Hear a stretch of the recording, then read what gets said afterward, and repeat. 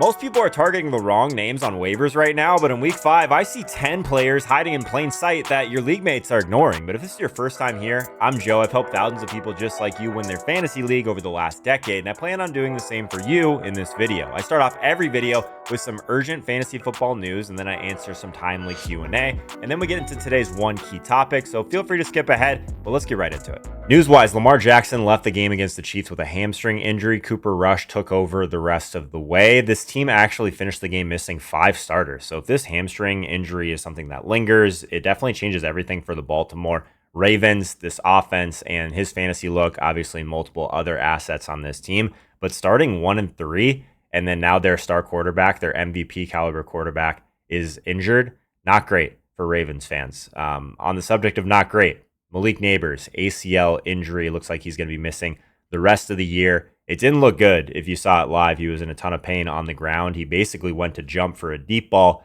and you could kind of see it immediately that he knew something was seriously wrong. It looks like they're going to be confirming this with an MRI, but it does look like a torn ACL for Neighbors. We're going to need guys like Slayton. Really just this whole wide receiver group in general is going to have to fill a pretty big void on this offense. We'll see if Dart can continue to play well. We'll talk about him later in this video.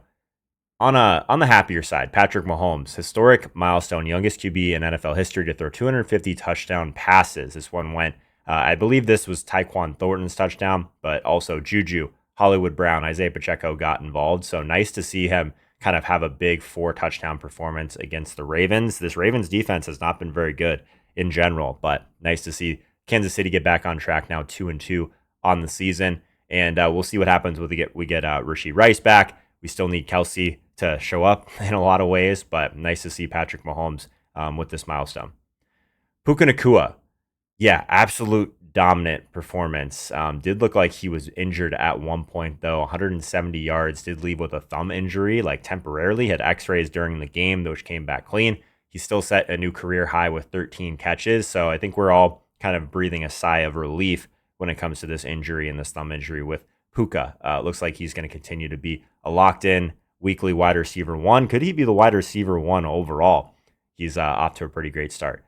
And then in terms of relief, Ashton Jeanty finally breaks out. 21 rush attempts, 138 yards, a touchdown on the ground, and then also 2 touchdowns through the air with another 2 receptions for 17 yards. So yeah, absolute explosion for Ashton Jeanty. Really nice to see him kind of really shake off the rust of basically what this offensive line has provided for him so far this year. We needed this true breakout moment. Obviously, it was a really good matchup against the Bears. Hopefully, he can keep this going.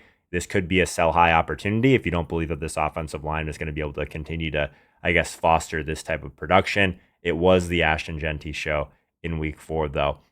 Really good matchup. We'll see what he can do going forward with this one, but still nice to see for Jeanty, and I'm sure his fantasy owner is very happy with that. Gonna jump into some Q&A from the last video, but if you don't get your question answered, just know that I do have a membership community called the Fantasy Accelerator where I can get to every question. You get direct access to me as well as an extended version of waivers, trade targets, all of that stuff that you need to win your league. Check it out, fantasyaccelerator.com. First link in the description. Decide if it's for you. But if you're still not ready for the kind of the full membership 365-day community yet, we still have a top 150 ranking sheet totally free at top150free.com. You can get that for week 5. And then basically from there, hopefully you would want the extended version, but this is the exact list that I'm using to set my lineups across the board. So if you find that useful, there's a link in the description for that as well. First question that I wanted to touch on, what happened to the whiteboard? Yeah, still down to do some whiteboard stuff. I think in the off season it makes a little bit more sense when we're trying to kind of piece together a bunch of different kind of thoughts and bring it together to see if we like this player, we don't like this player in drafts. I like the whiteboard. It takes a little bit longer than kind of just ripping through some of these things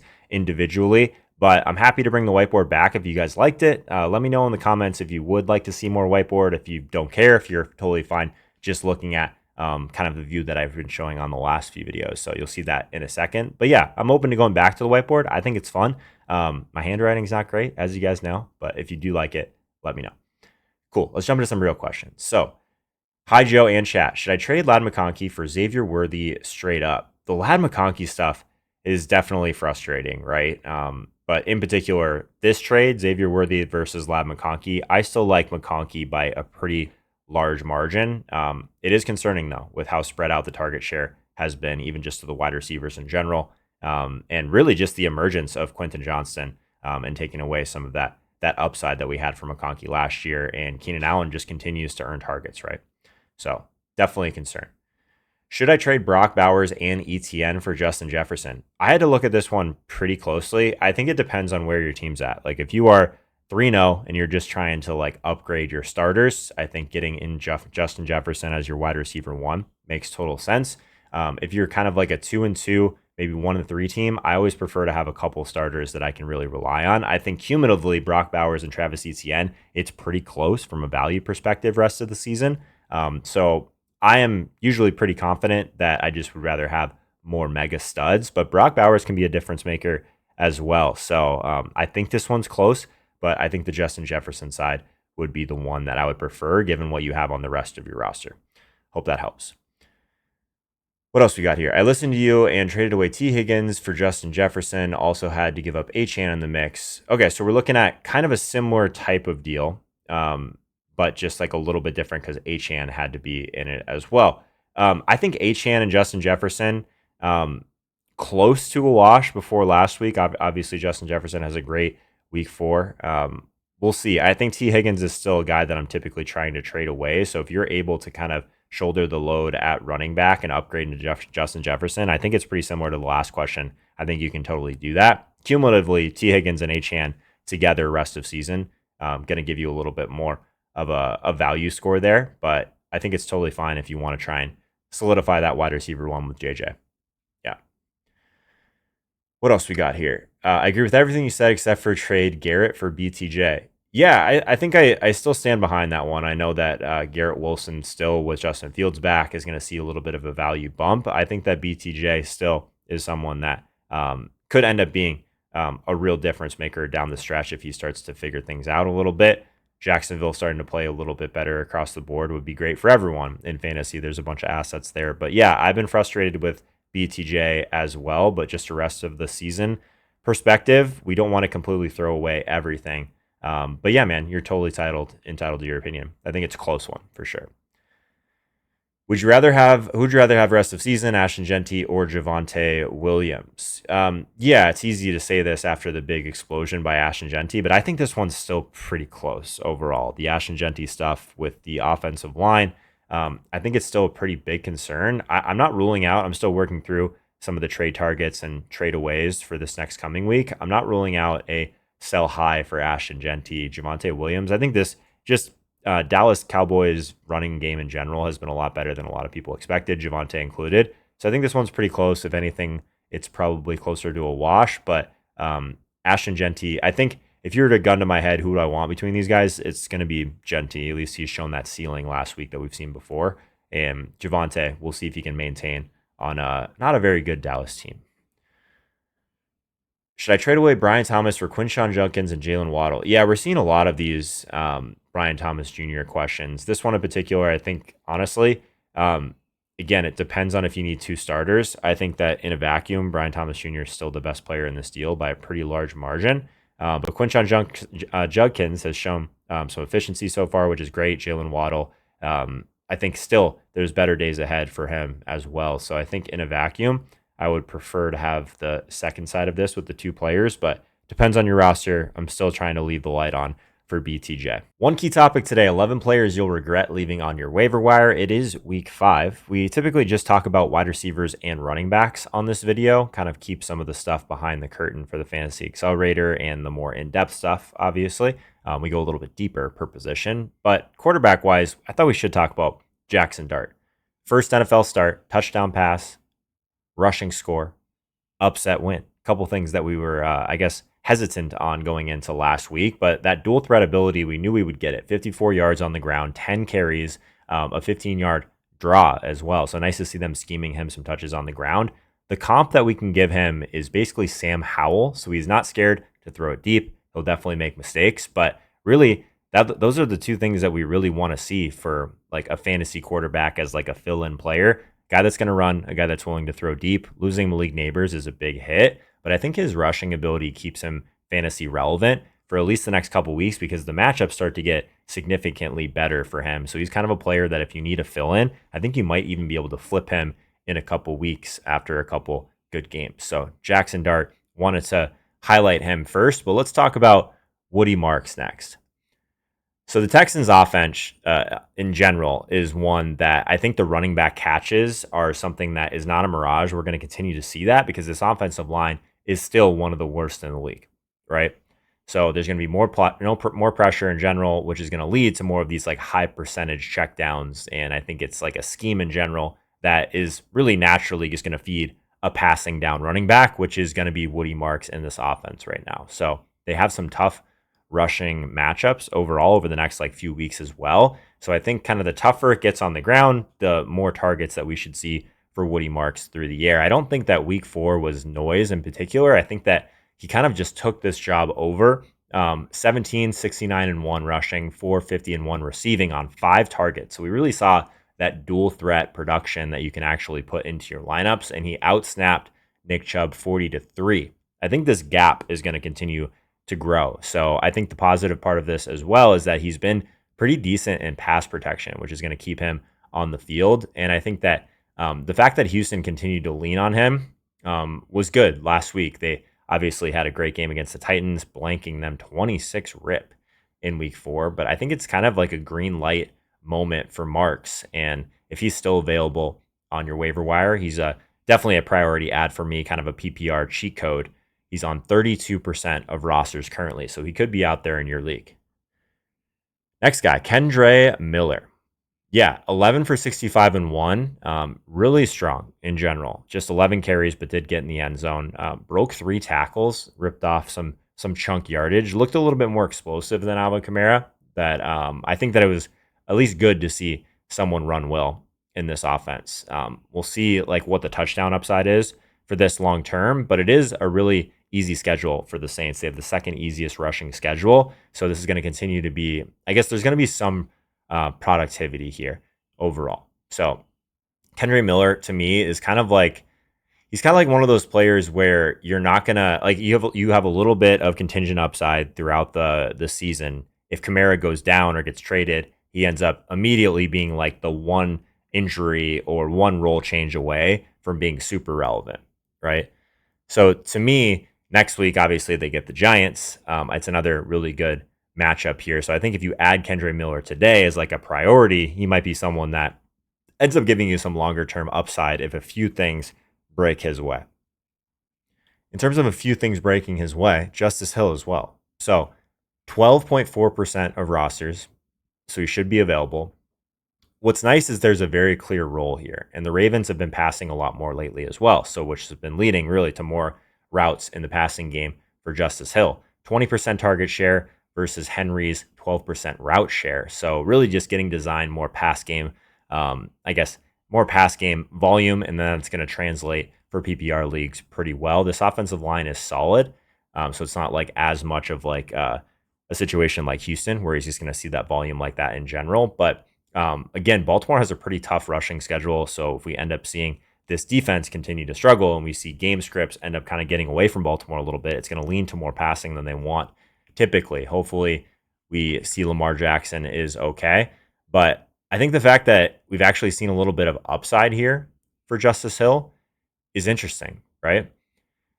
He's got touchdown upside, which is something that I didn't think I would ever say with Derrick Henry in this backfield, but I think it's a pretty bullish player in this offense to be targeting, and we could be prioritizing him in particular in PPR leagues, and we'll see if they end up trailing in more game scripts. Obviously, 1 of the 3 now for Baltimore is also not a sentence that I thought I would be saying.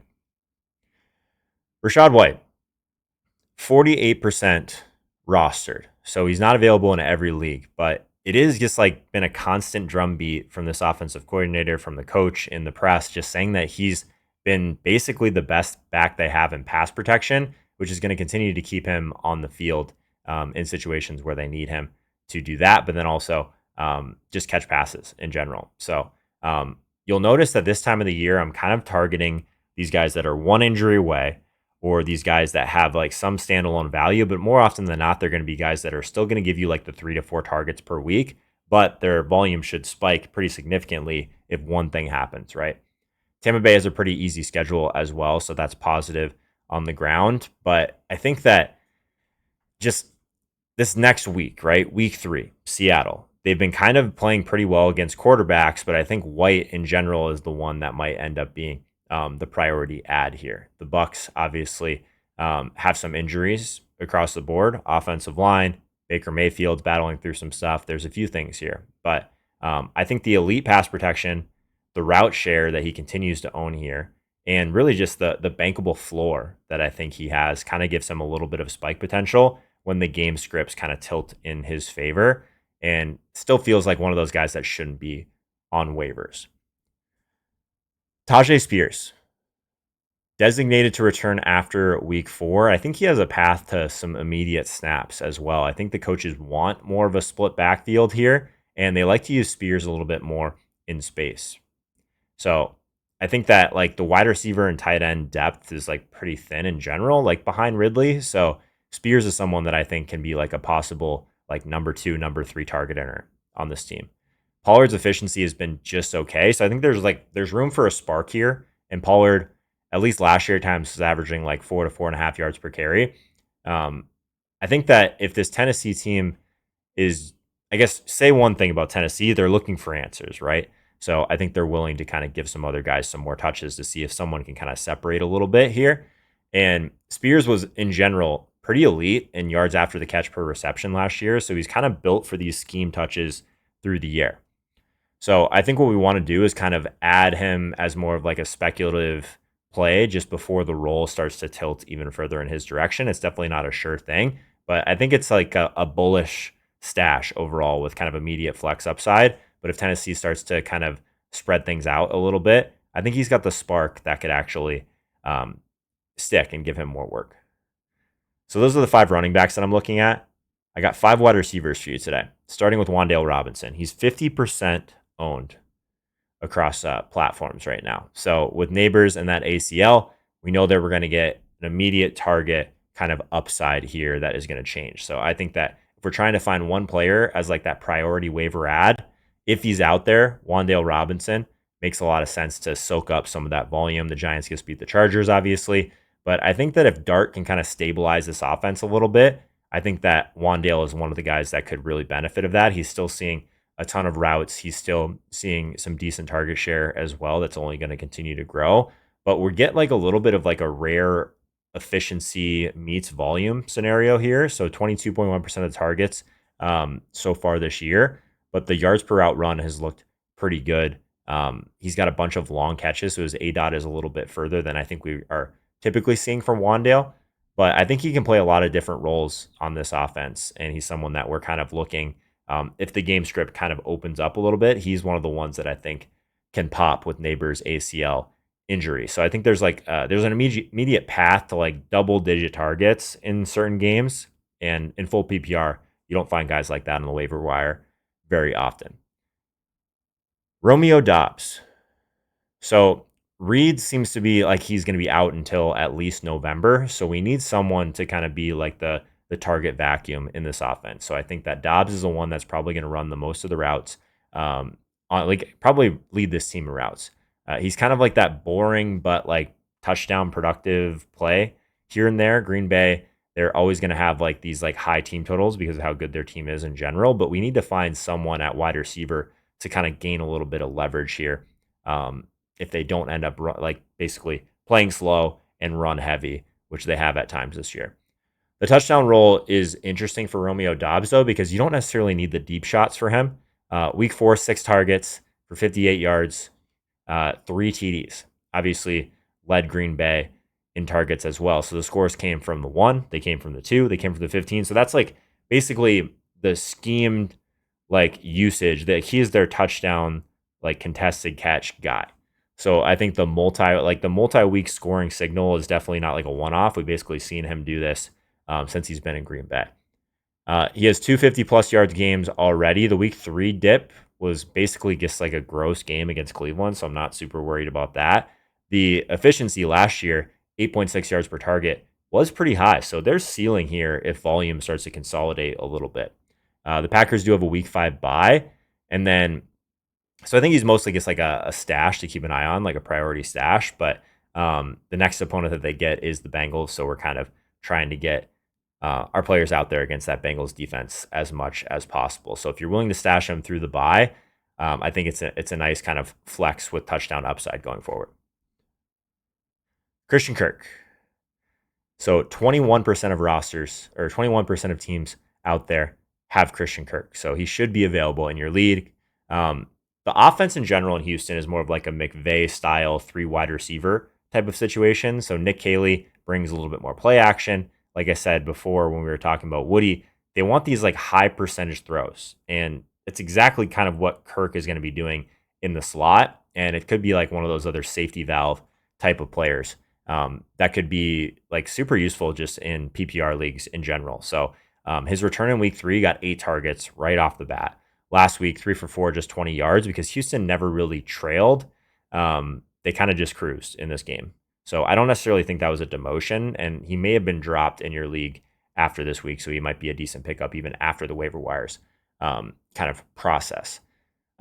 What's nice is against Baltimore as well, they've really like obviously given up a ton of fantasy points to quarterbacks, but also they've given up a ton of volume to wide receivers. So I think there's going to be enough throws against the Ravens to kind of keep him on that wide receiver 3-4 trajectory and really just a volume rebound spot for him. So I don't think we're overreacting to last week and what he was able to do in kind of a blowout. I think that this matchup coming up here signals I guess a clear bounce back for me. On the other side of that game, Elic Ayomanor, 31% rostered. So I think he's kind of like elevated himself to like at least the wide receiver 2 in this offense. Week 1, 25% target share, 48% share of the air yards. We talked about him. 23rd in route win rate. So he's basically getting open. He's earning targets. And he has kind of that rookie spark and I guess a little bit of that rookie to rookie chemistry as well with Ward. We haven't seen Calvin Ridley completely blow up yet. This team hasn't been great in general, but I think that there's a chance that whenever we see an offense completely flop, right? Like obviously get shut out, we still got 7 targets for Ayomanor, 44 yards. So the usage like basically remained constant while the offense completely cratered around him. That's a bullish signal.